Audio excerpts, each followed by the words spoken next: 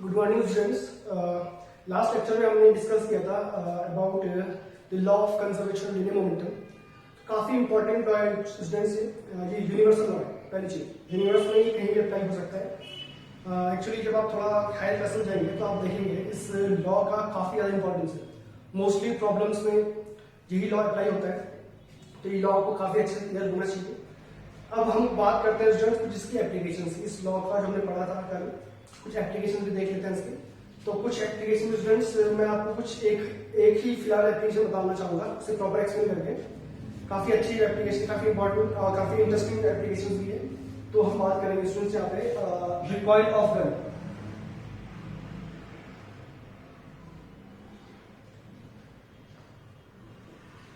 Recoil of gun, gun का recoil.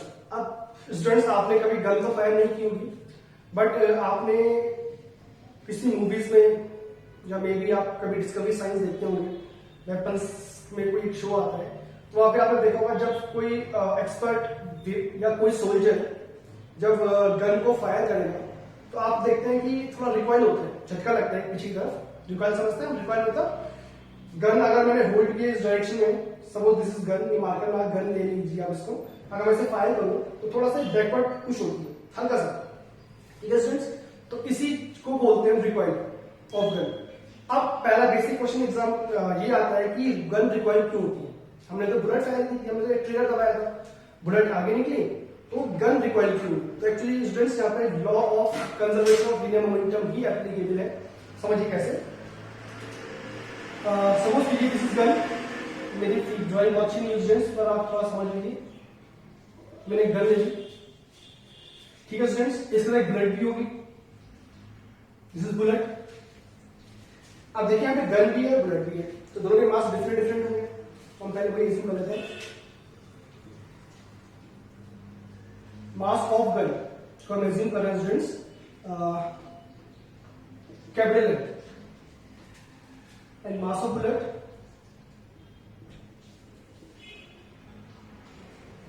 उसको हम एज्यूम कर लेते हैं स्मॉल।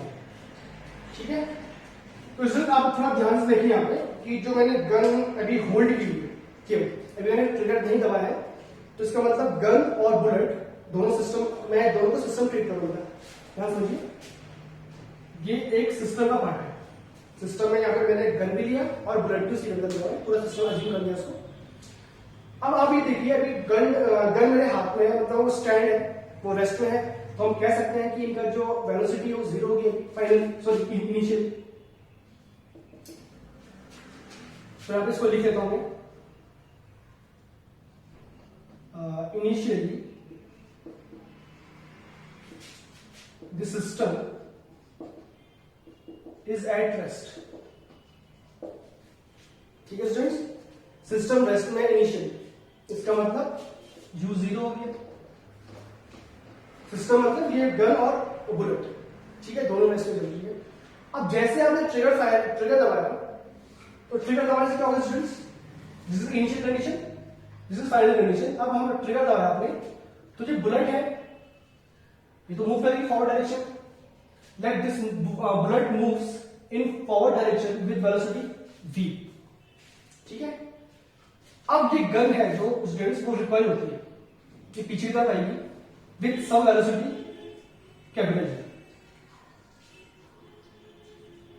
ठीक है स्टूडेंट्स, अब हमें समझना है पहले गन रिकॉइल क्यों हो रही है और फिर इसकी वेलोसिटी भी फाइंड करनी है। तो स्टूडेंट्स यहाँ पे लगता है law of conservation of linear momentum. अब आप समझिए, इनिशियल मोमेंटम क्योंकि पूरा सिस्टम रेस्ट में है, बुलेट भी और गन भी रेस्ट में है, तो अगर रेस्ट में होगी तो मास तो कुछ भी कर लीजिए आपने, देखिए मास लिखा, टोटल मास कितना होगा? Mass of gun plus mass of bullet into उनकी इनिशियल वेलोसिटी। व्हाट इज दिया इनिशियल वेलोसिटी?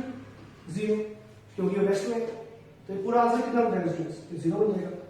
तो जब हम मास इनटू वेलोसिटी करते हैं तो हमें क्या मिलता है स्टूडेंट्स? हमें मिलता है momentum. That means initial momentum क्या है इनका? जीरो है। जीरो क्यों हुआ? मास तो इनका नॉन जीरो है, बट जो वेलोसिटी है वो जीरो है क्योंकि वो रेस्ट में है। ठीक है, तो वी कैन से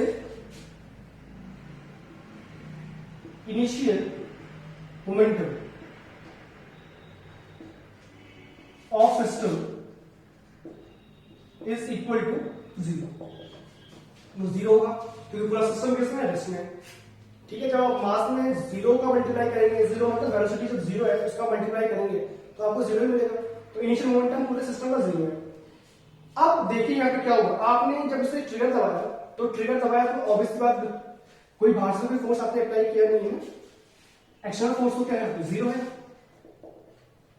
आपने ट्रिगर दबाया तो पूरा सिस्टम, मैंने आपको अभी बताया कि बॉडी कनेक्ट की थी तो वहां पर उसको हमने इंटरनल फोर्स ट्रीट किया था, जो फोर्स को एक दूसरे पे एक्सर्ट कर रहे थे। वैसे आपने क्यों ट्रिगर दबाया, यहाँ पे हल्का सा गनर ब्लड में डिस्टर्ब किया, आपने ट्रिगर दबाया क्यों, तो ट्रिगर को हम एक्सटर्नल फोर्स काउंट नहीं करेंगे पहली चीज। तो जब एक्सटर्नल फोर्स नहीं है तो जितना मोमेंटम हमने क्या पढ़ा है law of conservation linear momentum में, जितना मोमेंटम बिफोर कोलिजन होता है उतना आफ्टर कोलिजन भी होता है। और वी कैन से कि जितना इनिशियल मोमेंटम है उतना ही फाइनल मोमेंटम भी होगा। Clear students, what is initial momentum, zero.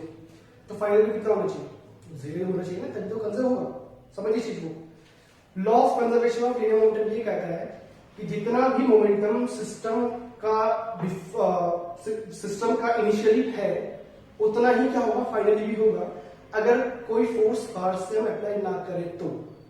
मैं वही आपको बोल रहा हूं स्टूडेंट्स, ये इनिशियल कंडीशन है, यहाँ पे मोमेंटम जीरो है, जीरो क्यों है आपको समझ में आ गया। अब मैं ये बोल रहा हूँ कि जब मैंने ट्रिगर दबाया तो एक्सटर्नल फोर्स यहाँ पे भी जीरो, कोई फोर्स हमने अप्लाई किया ही नहीं है।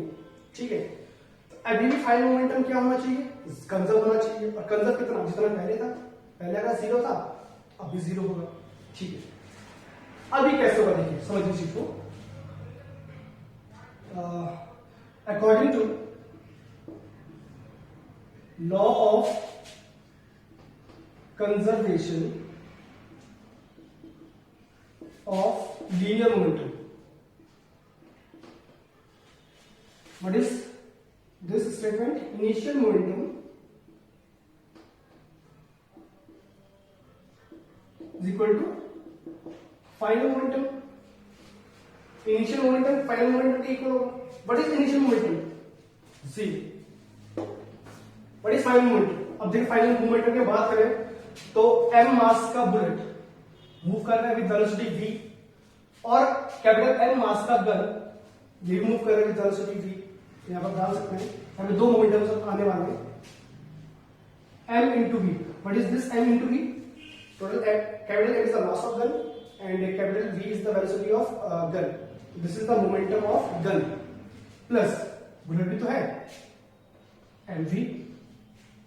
What is m, mass of bullet, what is v, velocity of bullet। ये पूरा वैल्यू जीरो के इक्वल होना चाहिए। अब we can say mv is equal to minus mv, और we can say v is equal to minus mv upon capital M। ये समझो, ये मिल गया आपको एक्सप्रेशन। देखिए इस एक्सप्रेशन में कैपिटल V क्या है, velocity, required velocity of gun, capital M is the mass of gun, small v is the velocity of bullet and small m is the mass of gun, sorry bullet। तो आप देखिए इसके आगे से minus negative sign है, negative sign implies यहाँ पे क्या कर रहा है फ्रेंड्स, क्योंकि मास हम बात कर चुके हैं, इसमें मास एक स्केलर क्वांटिटी होती है, वेलोसिटी को वेक्टर ट्रीट करते हैं।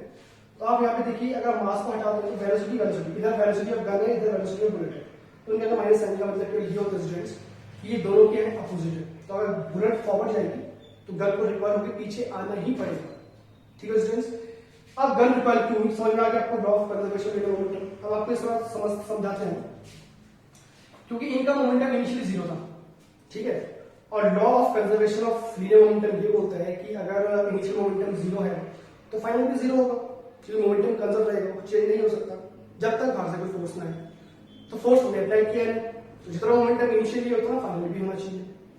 इनिशियल मोमेंटम जीरो है, फाइनल भी जीरो होना चाहिए। अब देखिए कैसे होगा, सपोज की डिस्टेंस की gun bullet forward direction move कर रही है और गन रेस्ट नहीं करती है, सपोज वो गन मूव नहीं करती, रिकॉइल नहीं करती, तो अब आप देखिए क्या फाइनली इनका मोमेंटम जीरो आ सकता है।